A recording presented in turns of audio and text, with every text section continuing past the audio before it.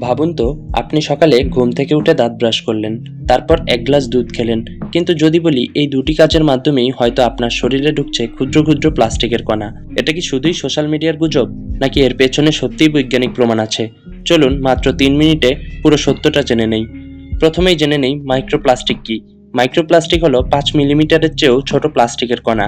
এগুলো প্লাস্টিক ভেঙে তৈরি হতে পারে, আবার কিছু শিল্প কারখানার প্রক্রিয়াতেও হতে পারে।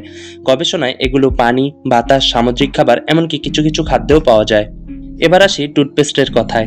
বেশ কিছুদিন আগে কিছু টুথপেস্টে মাইক্রোবিট নামে ক্ষুদ্র প্লাস্টিক কণা ব্যবহার করা হতো। এগুলো মূলত পরিষ্কার করার জন্য যোগ করা হতো। তবে স্বাস্থ্য ও পরিবেশগত উদ্বেগের কারণে অনেক দেশ এগুলো নিষিদ্ধ করেছে।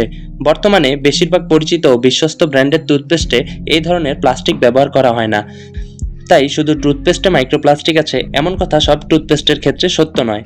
এবার দুধের কথা বলি। কিছু বৈজ্ঞানিক গবেষণায় দুধের নমুনায় অতি ক্ষুদ্র প্লাস্টিক কণা পাওয়া যায়। তবে বিজ্ঞানীরা মনে করেন এগুলো অনেক সময় উৎপাদন, প্যাকেজিং কিংবা পরিবহনের সময় খাদ্যে চলে আসতে পারে।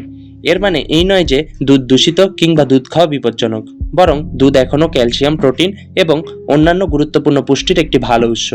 এখন সবচেয়ে গুরুত্বপূর্ণ প্রশ্ন, এই মাইক্রোপ্লাস্টিক কি সত্যিই ক্ষতিকর?